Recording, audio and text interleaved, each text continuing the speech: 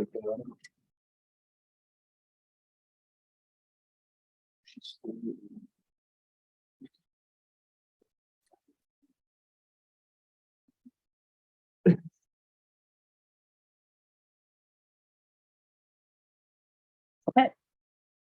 Good morning and welcome back. Hope week number 3 is going well for you. So to get us started for today, I just want to give you a few reminders about some upcoming assignments, things to make sure that you have on your mind as we move forward. First of all, the interview analysis essay is due this Sunday by midnight. So I encourage you to really get a start on that if you haven't done so already. I've had a couple folks in the class who have sent me rough drafts or outlines for review, which you are welcome to do. You don't have to, but sending me a rough draft or outline is a great way for me to take a look at it, let you know if you're on the right track, and let you know some things that you can continue to work on. If you are kind of looking to send an outline or rough draft, try to get that to me by this Friday. And then last class on Monday, I posted the survey interview schedule. So again, in this class, you'll be giving 3 different types of interviews in class: a survey interview, an employment interview, and at the end of the term, you'll get to choose a type of interview that you're especially interested in, and some of the ones we'll talk about later.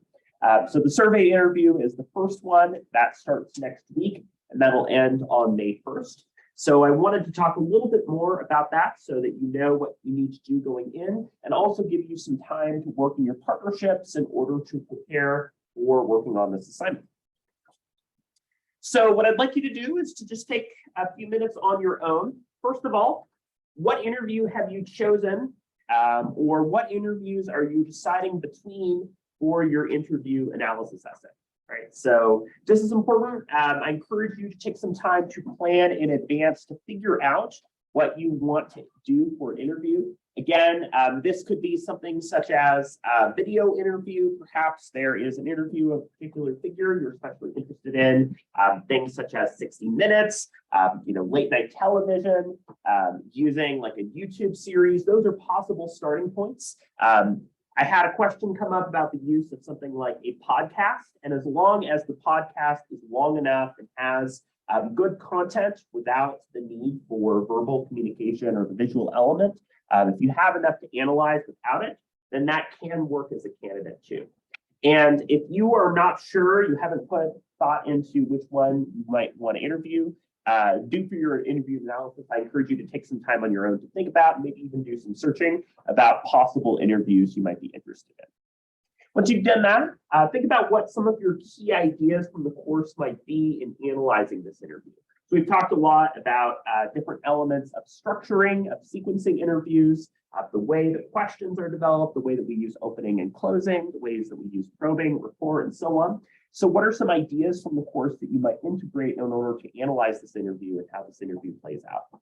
And lastly, with some of the categories that we've laid out, what is the type of interview that this is that you're choosing for this assignment? So I'll give you a few minutes to think about and develop some brainstorming here.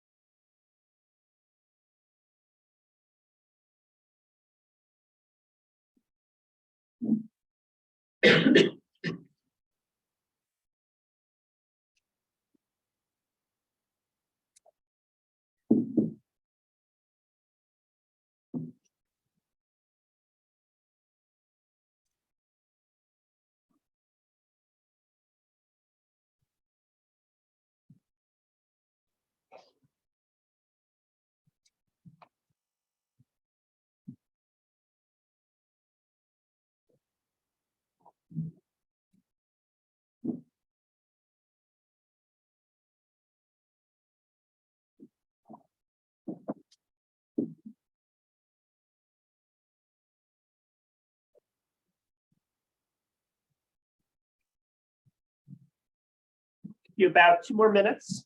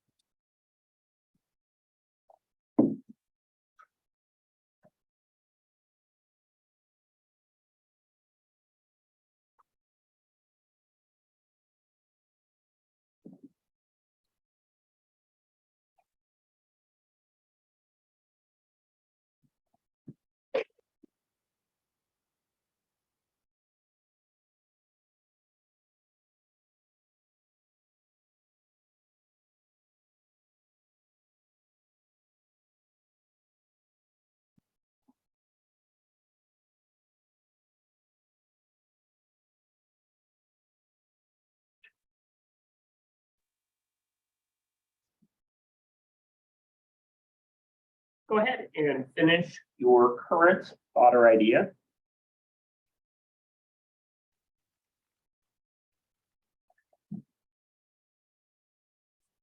So I'm going to give you all a scale question, which is the type of question that you can ask in a survey interview. If 1 is, I have no idea what I'm doing yet. 5 is, I am very sure of exactly what I'm doing to the point that I have even completed a draft. And 3 is somewhere in between. You know, I've got an idea for what I'd like to do for an interview, but I'm just kind of exploring.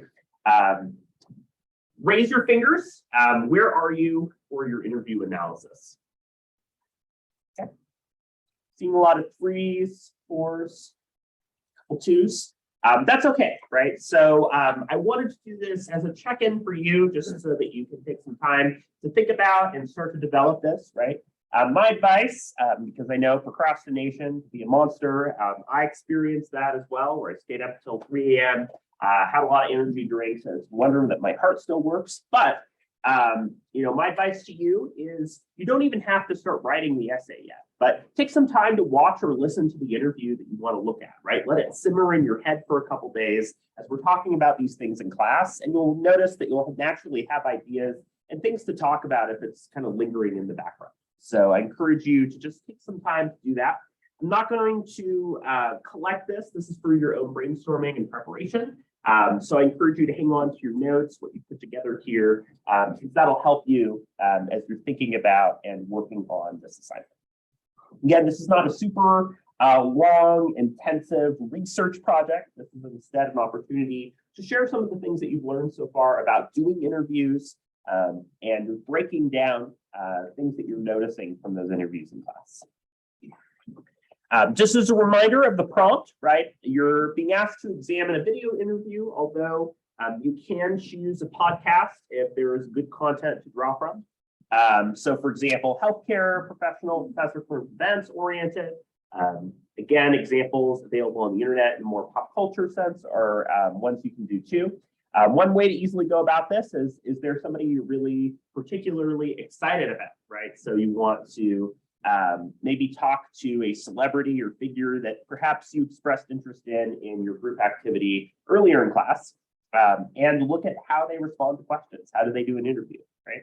3 to 4 questions, asking you can kind of split this in half if you would like to, about 1.5 to 2 pages. First of all, what is the interviewer doing, right? How are they asking questions? What are the types of questions that they're asking? How are they using probes, verbal and nonverbal communication? And then how is the interviewee responding? What are they choosing to do to respond to questions? What are the types of responses that they're giving, and so on. And as a reminder, make sure that you are citing from the book, both in text and works cited for this assignment too. So just wanted to remind people that this is coming up and give people the chance to prepare for this one. Any questions? Yes. So in my interview, there's like multiple people being interviewed, so I have to do like a breakdown of each person and kind of pick like one specific person that is interviewed. Right. So are there 2 parties? They're all the same parties. So like, they're all like I'm using Google. It's like one of them he interviews the CEO, and then the other one he interviews like the developing team behind it. So I don't know if I had to do a breakdown. So are the types of questions that are being asked different? They're around the same. Okay. They're around the same topic. Are they there at the same time? No. They're set apart. So one part will go to one person and then the other part will go to. So that sounds like different interviews. Yeah. So I recommend picking one of them, right? So the questions are the same, right? But different people are being interviewed for that one. So I'd encourage you just to focus that down to one. Otherwise, for the kind of span of this assignment, it'll kind of be a stretching a little bit thin, not getting as much into in-depth information there. Good question. Any others? If you're running into any questions, you're hitting a wall as you're working through this, please let me know, and I'm happy to help you as you're developing this project. So as a quick recap, last class, we took some time to talk about informational interviewing, right? This is the idea of using interviews as a means of gathering data. We used the example, if we were trying to understand about timber in Eastern Oregon, who would we reach out to and why? What are the expertise and credibility that we're looking for? We talked about preparation and research, which is crucial for informational interviewing, and how we can use structures, opening and closing, that demonstrates this knowledge and expertise. Again, a lot of YouTube series, we looked at that example, hot ones. There's a lot of preparation and work that goes into bringing somebody on and developing the questions that can work with this person. So informational interviews, right? You're obtaining information. There are things about the interviewee that, for whatever reason, are good for us to learn. Whether they are an expert in a field that we're trying to understand more about, or perhaps they're just an average person and we're trying to get the experience of an average person to try to understand what life is like for them. We also talked about how the idea of developing research can assist you in creating the interview guide and going through that process. I wanted to spend some time talking a little bit as well about the interview presentations so that you know how to prepare for those. There'll be surveys and interviews, so we'll get into some of the specifics about doing the survey interview, and we'll be doing an activity that allows you to work in your partnerships on developing survey interview methods. So the survey interview, as we've talked a little bit about in this class, and as we had posted on the schedule on Monday, right? That's a chance for you to essentially conduct a survey of another student in class about their experience here at EOU, right? If you're thinking about the goals and purpose of this interview, well, you're trying to provide information to EOU's administration about what it's like to be a student, right? They've been out of it for a while. They might not have ever been a student at EOU. So it's kind of your chance to explain and describe what that experience is like. So in addition to giving the interview in class, I'm going to be asking you to create a script or guide as an interviewer. Again, we've talked a lot about developing a good interviewer guide or script where you're able to kind of map out the questions and overall structure of the interview. And then an interviewee brief. In other words, when you are being interviewed and you know that you're going to be involved in the interview process, what you want to bring in and prepare that you'll be able to use to assist with answering questions. What are the things that I want to make sure to cover? Perhaps you have relevant details about your experience or life that you want to make sure that you're integrating in your responses. Think about this as almost like your cheat sheet as you're being interviewed that you can use to help with answering questions. And then as you give these in class, you will, in your partnerships, alternate between the role of interviewer and interviewee. And these are going to be really short. They're only about 6 to 8 minutes because we've got a full house in here, and we want to make sure that we're getting through those different interviews. We'll have 4 class meetings for those interviews so that we can get through everybody with enough time. So in terms of how this will look in class, right? On the days that we have interviews, right? So that starts next week. That will be next Monday, Wednesday, Friday, and then May 1st. Attendance is taken just like a regular day. If you are not giving an interview on that day, you'll be doing a peer review as part of your attendance for the day. They'll be asking you to pay attention to what's happening in the interviews, right? It's useful as you're giving an interview in class to see how that plays out, but it's also useful for us to learn, to watch, to see interviews unfold and notice what's happening, what's working, and what's not. The interviews are going to go in the order that's posted to Canvas, right? So for this interview, if you were slotted to present early based on your schedule and availability, I also randomized it, then you should expect to not have to go until later for the next interview to try to be fair to everybody. So in your partnership, right, when your partnership is up, person A will interview person B for about 6 to 8 minutes, then you'll switch and have B interview A, right? So you will, in that partnership, swap between the roles. The interviewer guide and interviewee brief examples, right, of what you'll be turning in on your presentation date are available for you to access on Canvas. And, you know, the goal of this assignment is just to show your knowledge of the interview process, of how to conduct an interview, and so on, right? So I've had posted the examples of the guide and brief, right? So interview guide, as we've talked about, if you're an interviewer, you might use this structure to prepare and, you know, give yourself the stuff that you need for conducting the interview. And then the brief is an example of some of the things that you could prepare if you know that you're being asked questions. So just know that those are available for your reference. They don't need to be long in depth or take a lot of work, but there are opportunities for you to just have something to go off of as you're doing the interview. So I'd recommend that in addition to turning that into me, perhaps you have a copy that you have to access on your own, like a printed copy that you can use, for example, so that you have a list of questions that you can work through here. So that's the survey interview and what we're looking for there. I also posted on Monday the presentation order, and I did so in a way that was respecting the schedule restrictions you all posted in that Google form. So that's the presentation schedule, again, starting next Monday, Wednesday, Friday, and then that final Monday. Mark, Thomas, and Lily are a group of 3. So the way that works, since we have an odd number of people, one way you could do this would be Mark interviews Thomas, Thomas interviews Lily, Lily interviews Mark, right? You could have 3 different interviews and kind of do a circle as you're rotating between them. I'll give you some time in just a little bit to work with and introduce yourself to your partner if you don't know them already. But any questions regarding the survey interviews coming in?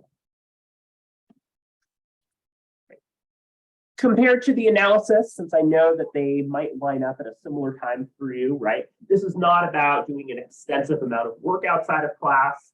You know, you'll have opportunities to work in class on this. Instead, this is an opportunity to kind of play out some of the things we've been talking about. So the survey interview, right, is the type of interview that you'll be doing for this. We'll talk more about this both today and Friday. So a survey interview is characterized by a few different things. First of all, survey interviews tend to skew pretty heavily for being replicable, reliable, and very highly scheduled and standardized, right? If you are surveying a population or group about something, this is not an interview that you're going to come in with like no knowledge or preparation about, right? You're coming in with a plan, you're coming in with specific things that you want to learn. either through your own research, an organization that you're working with. That's something that is crucial for this type of thing, right? You're trying to gather specific information. You're trying to do so from a sample, right? So typically a survey interview is not just going to be for one person. So for this assignment, you could imagine that you're going around and perhaps you're interviewing multiple students about their experience here at EOU, right? You're not giving somebody one interview and then you're totally done with your project. So while you'll only be doing one interview in this class, a lot of times survey interviews are going to be surveying a lot of different people. If you ever get like a Gallup poll, if you ever get customer satisfaction survey, that's going out to a lot of people. So these types of interviews can use a combination of qualitative and quantitative oriented data. So one thing you'll want to think about for this interview and the open-endedness of your questions is about using a combination of these to get a full picture. And that can help us a lot. You only ask quantitative, number-driven questions. While you have a lot to post and graph out, there might be a lot of questions about how we interpret and make sense of this data. But while we're doing our qualitative questions, we have a lot of difficulty understanding how we can generalize and act on the information that we've received. How many people have heard the terms qualitative or quantitative being used before? Yeah, so just about all of you. There's a meme that I think does a good job of describing this, right? We've got quantitative over here, kind of well-dressed, qualitative, it's kind of all over the place. And it's a fun way to think about the difference between these two. Qualitative is very expressive. So when you are asking questions and gathering data in a qualitative set of survey questions, you are taking information and you're presenting it in a narrative form, right? You're using more open-ended questions. You're asking people about how they're thinking, feeling, experiencing, or understanding an issue. And the use of more open-ended questions is inviting a lot of things, right? It's inviting emergent themes. It's inviting underlying beliefs. It's allowing the interviewee to bring things toward a topic that they're especially interested in, right? So, for example, if you're surveying somebody about their experience at EOU and you're asking a lot of questions about, the quality of their classes, the quality of the facilities, the dorms they have available, that stuff can be great, but perhaps you ask an open-ended question and somebody starts to talk about something that really stands out to them in their experience at EOU, being the opportunity to be involved in summer activities and outreach, right? That was never a part of your question, but you come to realize from the interviewee that that's something interesting and additive to the conversation. So qualitative really gives the interviewee the power to discuss and add on information that you might not have planned in the beginning, right? Or to speak to and put together some of the information. If somebody has like very negative things to say, perhaps a qualitative open-ended question is going to gather and explain why they feel the way that they do. Quantitative, right, is generally much more about data, it's about numbers, and having numbers that can be represented through percentages and utilized in a broader way. We think about it a lot of times in daily life, a lot of times in news articles and other information. The use of statistics, the use of percentages, the use of bar and line graphs, those are the things that oftentimes organizations are seeking out and using, right? They want that very specific quantitative data. So it's important to develop a skill set of how that's being used, right?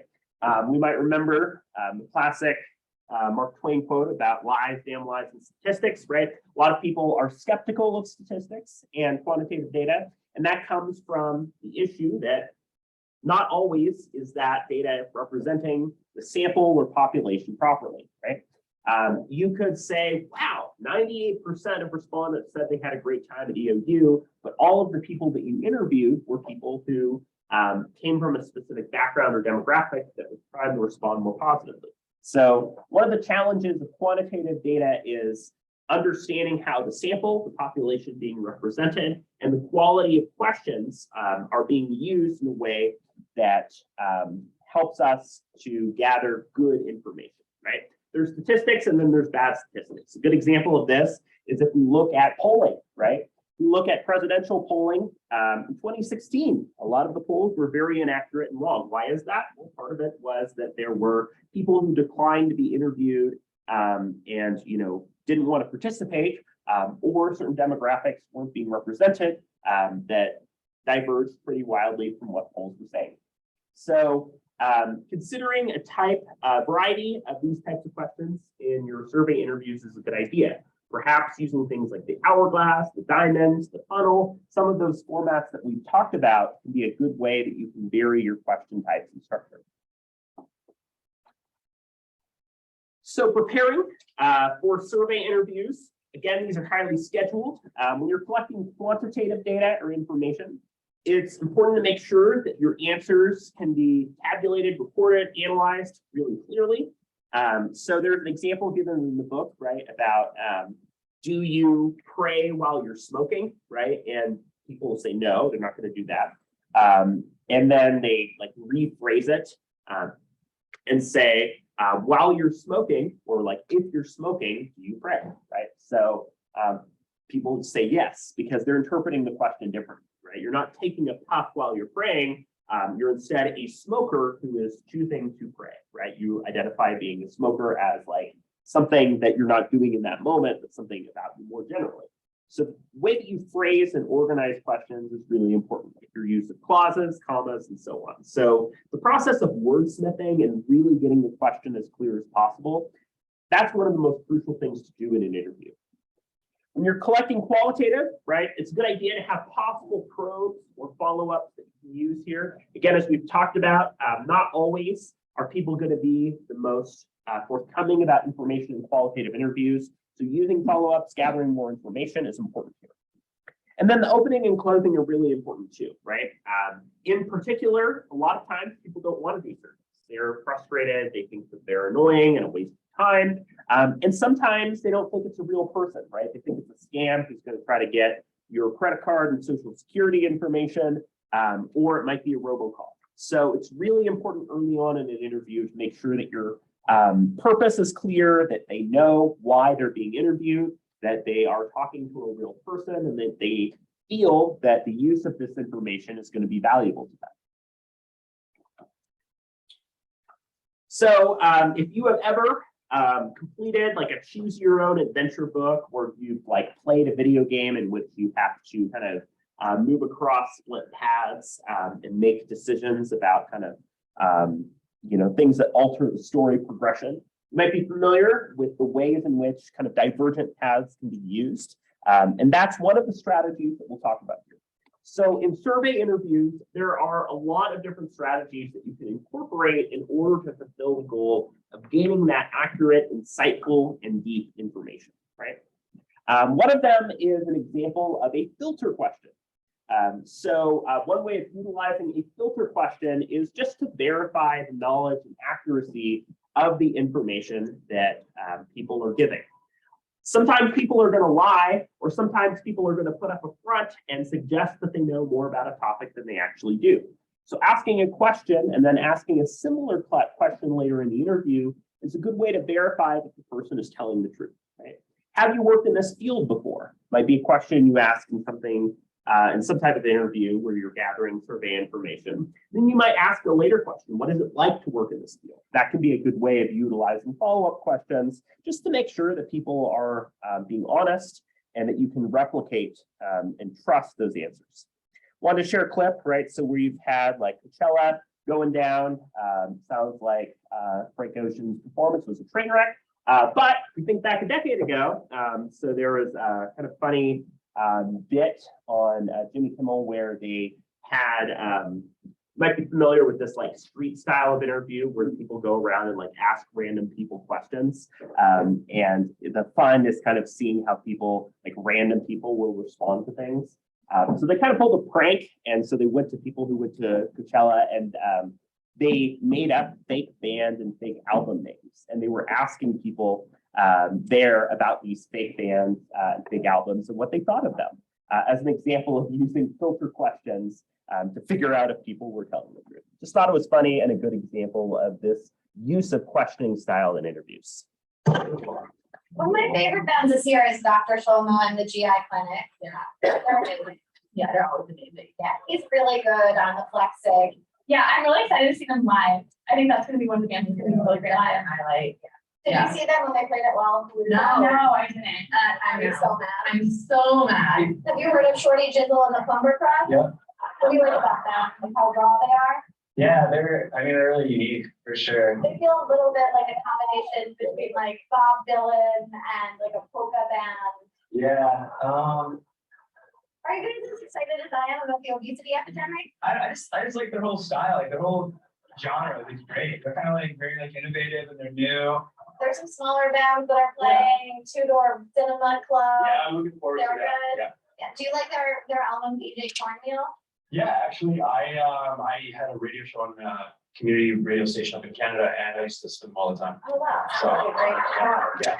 One of my favorite bands this year is called Get the F- Out of My Pool. Yeah, actually, that I've heard from my friends. I don't know any of their music, but I've heard from my friends that it's not named it, so not. So silly example here, right? People will BS, they'll pretend to know things that they think they should know. So using more questions, trying to gather more information, that can be important because while we want interviewees to be honest, sometimes the line of questioning is not going to lead to information that we can really use. Another thing we can do that we kind of noticed here is the use of repeat questions. Ask the same question, but ask it in a different way. That just helps to verify that somebody's responses are consistent. Do you enjoy your time at EOU? And maybe asking later on, is your time at EOU worthwhile? This can be really good if you're doing research because it's an opportunity for you to just make sure that your questions are lining up together. So repeat is useful as long as you phrase it in a different way. It's also useful if the first time you ask this type of question and the second time you ask that type of question are separated, right? There's time so that when the person goes back to the style of question, they have the ability to get a similar response. So we have what are known as leaning questions. A lot of times when people are being asked things, they like to be somewhere in the middle. They don't necessarily want to commit unless they have strong opinions or convictions on something, right? So if you were asked a question, are you considering grad school? Yes, no, or unsure. There's a good chance that a fair number of people might say unsure. Maybe it's something you're thinking about, but you're not committed to. You want to weigh your options. You want to gather more information. Totally reasonable. So using leaning questions can be a good way to reduce the amount of people who would respond in an uncertain way, right? Because uncertain is something that is going to have limited information. So you might say, are you leaning for or against grad school? You might say for, against, or unsure. And studies have shown that there'll be fewer uncertain responses if you use the language of leaning or similar type of language because it's less committal. Another thing you can use is what's known as the shuffle strategy. So this is useful if you're interviewing multiple people. And that is, while there's an overall structure that you're going to want to follow for the interview, there are certain questions that you place at certain points, especially in the beginning and end for specific reasons. There might be some general questions that you're going to vary between the interviews. The reason for this is that studies have shown that there is bias and people are more inclined to respond negatively, to give briefer responses, and to give less useful information toward the end of an interview. You've been interviewed for like 20 minutes. For the end, you're going to be tired. You're going to want it to end. You're not going to have too much to say, and you might come in a bit more frustrated. There's an example in the book about how you might be identifying like your opinions about different cities in the United States. And all else equal, the city that gets asked about last is typically the city that gets rated the lowest. So shuffling your responses between interviews is a good way to avoid this problem. And then, as mentioned, you can think about it as a chain or contingency. It's a choose your own adventure where you might use branching questions based on the responses that you receive, right? So for instance, are you on a sports team at EOU, right? If yes, flip to page 70. Or in this case, if yes, I have a few questions for you, right? If no, what are some other activities or things that you're doing at EOU? And people might have a line of questions related to extracurriculars and other things that somebody is doing, right? This is a chance in using this kind of questioning to get more specific and have the scheduled questions that engage with particular differences, right? Sometimes you might be interviewed, like I've had interviews before where people call me and, they ask me about like my opinions about the public school system. I'm like, well, I don't have any kids. They kind of like shut down the interview because I'm not a candidate. But other times, if you say no, they kind of want an outsider opinion and they still have a line of questioning. So don't think about like a question disqualifying. Ask yourself, based on a response being different, what is it that I can still learn from this person? A lot of interviews would use that information along those split paths. Another thing to think about here, right, as we did at the very beginning of class, is an example of a scale question. So scale questions are common in surveys, they're useful in surveys. They can definitely be incorporated into your own survey interviews for this class, but all of your questions in this class should not be scale questions. So scale questions are about using quantitative data so that respondents can place themselves somewhere on a scale of responses. For example, if we were looking at like competency, if we were evaluating somebody for a job, we might put somebody on a scale from 1 to 5 of their oral listening skills, their problem solving skills, and so on. Like we use that type of rating system a lot. It's used in rubrics when you're like rating. So scale questions are common, and it's common to ask respondents to rank things. 5-point and 7-point scales are among the most commonly used. So those are generally ones that have been utilized a lot and tested. The advantage to using a 5-point or 7-point scale, right, is that you have directly in the middle, like neither agree nor disagree, right? You let somebody put themselves there. You also let people with strong opinions or with more leaning opinions express themselves on that scale. 7-point scale can take that even further, although there are times where that amount of variation is not necessary. So you should ask yourself, how precise should I be based on either 5 or 7 points? Sometimes something can be scaled in an even way, right? So for example, if you were asked about the following statement, homelessness is a crisis in the state of Oregon, right? Would you strongly agree, disagree, or strongly disagree, right? So that might be a way that prevents people from putting themselves in the middle, but sometimes one downside is that people can decline to answer. I don't fit under any of these. I don't have an answer to this question. So 4-point can be used if you want to eliminate being put in the middle, but sometimes people might not respond on that basis, which is why a 5-point or 7-point is commonly used. It's also important to clarify how the scale is being used and measured. If I were to say on a scale of 1 to 10, how likely are you to recommend UU, right? There's a few different problems. What is on the ends of the scale? What does 1 mean and what does 10 mean? Somebody says 10, perhaps conventionally they mean, well, that's a higher number. That means I would rate it higher, but they might think about it like a ranking scale. Like I would put it at number 1, right? So there might be ambiguity and uncertainty about how you're ranking within that scale. So you want to make sure if you're using a scale question that you are very clear about what the different numbers or parts of the scale look like. If you were on a scale of 1 to 4, between strongly disagree, agree, or strongly agree, what do you think about this topic, right? Laying that out early on can be really useful.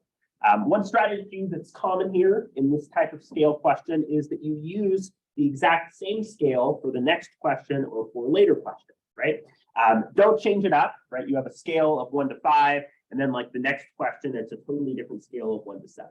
Because getting people familiar with the scale in the first question makes it a lot easier for them to get to a response later. They're not spending the time trying to understand the scale. They're spending time thinking about the question and the quality of their response, right? So it's a useful way to make sure that the interviewee understands what it is that you're asking them to do, because they don't have the brief, they don't have the questions in front of them in the way that you do. So what I'm going to ask you to do is to take some time to meet or reintroduce yourself to your partner that you'll be working on in class. If your partner is not here, that's okay. This is still a chance for you to prepare and take some time to work on your own. And in your partnership, I'm going to ask you to think about and write down a few different things. What's the purpose of an interviewer brief and interviewee guide? What is an example of a qualitative question and a quantitative question? And consider an additional question that uses one of those strategies we've talked about and how that can help you in developing your response. So this is the list of people, right? So if you are presenting on Monday, April 24th, raise your hand and look around so that you can find each other. Wednesday, April 26th. Friday, the 28th. And Monday, the 1st. So I encourage you to meet with your partner or group of 3. Take some time to chat together and take some time to discuss these questions.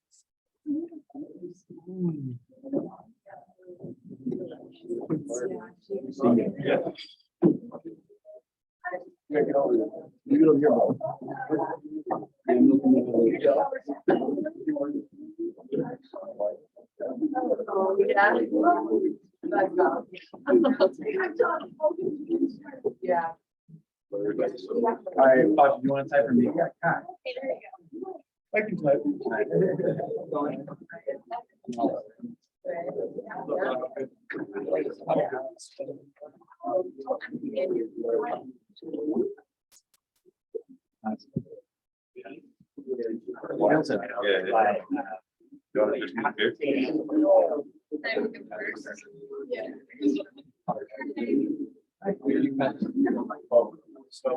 Yeah, why? I thought you. Why didn't you? So is Audrey here? Yes, so Gabe and Audrey. And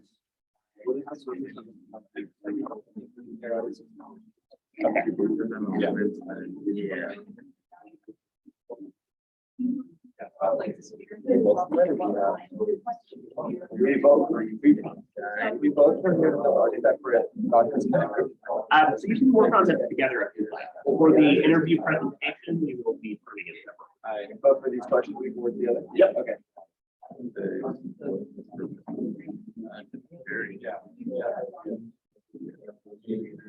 So.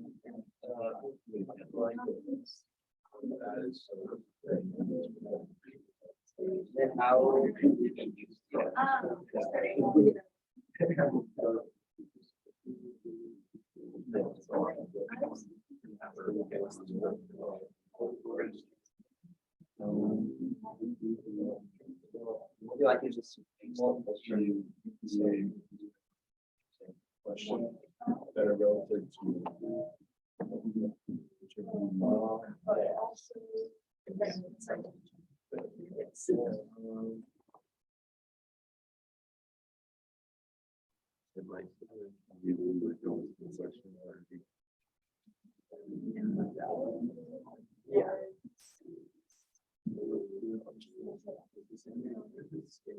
A lot harder than this thing.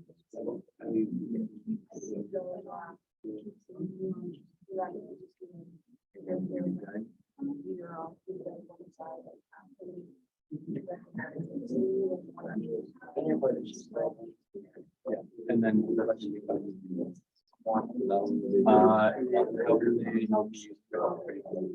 Yeah, I'll start the question.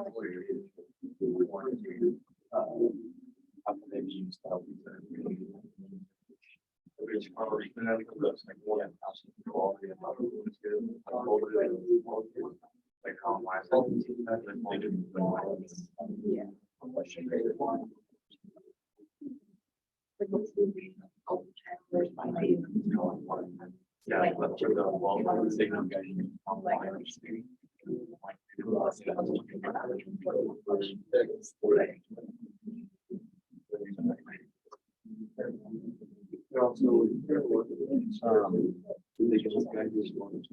No, that's.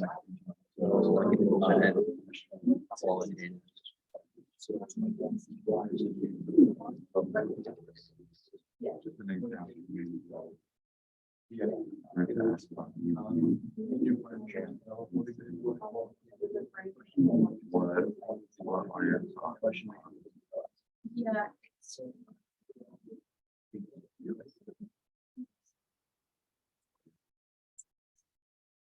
Yeah.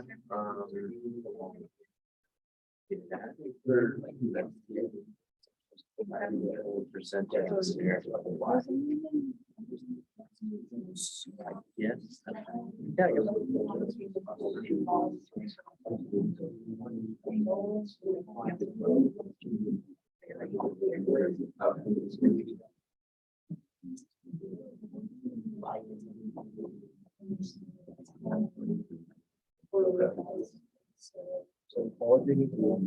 Yeah, 1 to 10. How much do you feel? I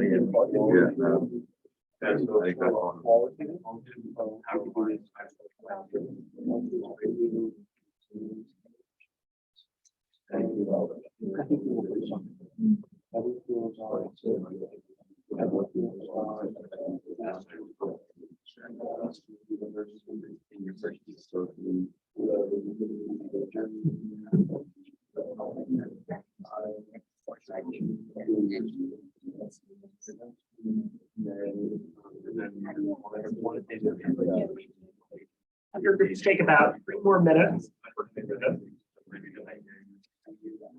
like, are you planning on coming back? Do you plan on attending?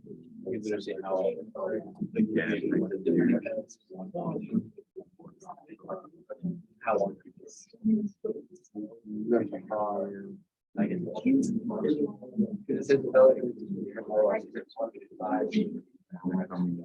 I'll be. I think we need to.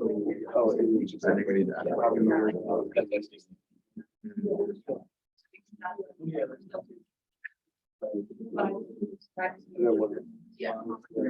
Because that's like.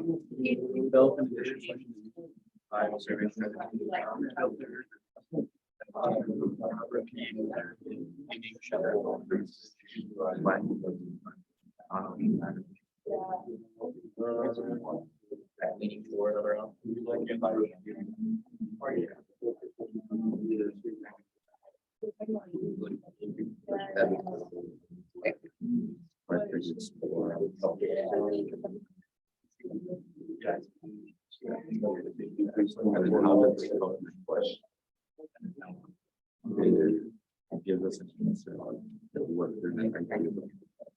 Yeah. It was.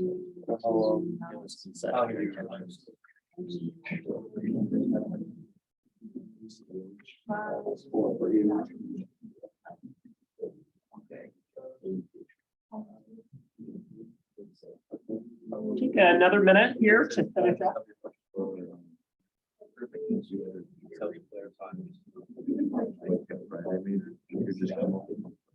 Yeah.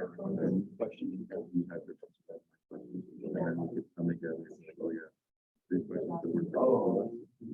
And then so that we were to have a list. And then we can kind of start answering. Yeah. And then start making. The art guy. And then of course, we can meet up whenever. Or we could like coming back on Monday. If you're in the we can just figure something out. But it's, I think by some, if we just publish it, we get. Yeah. Everybody. And we could probably even run it here, like a practice. And interview. If it's big enough, and if you're- that would make them maybe talk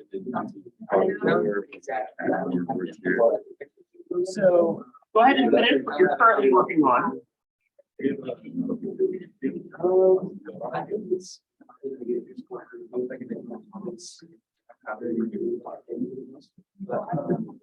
So the good news by doing this activity and working in your partner, right, is you have already started preparing.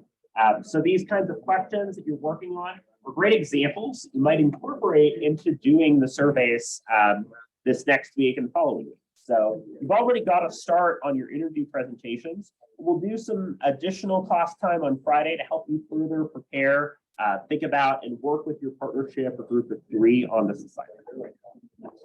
Today, we took some time to discuss some of these upcoming things to work on, survey interviews and how survey interviews can be used to gain information. Again, we'll take a good block on Friday for you to continue to work on this. Next class, we'll talk a bit more about survey interviewing and the ways that can be utilized. So please email or pass forward your group's work with your group or partnership's name on it. Have a great rest of your morning, and I'll see you again on Friday. See you later.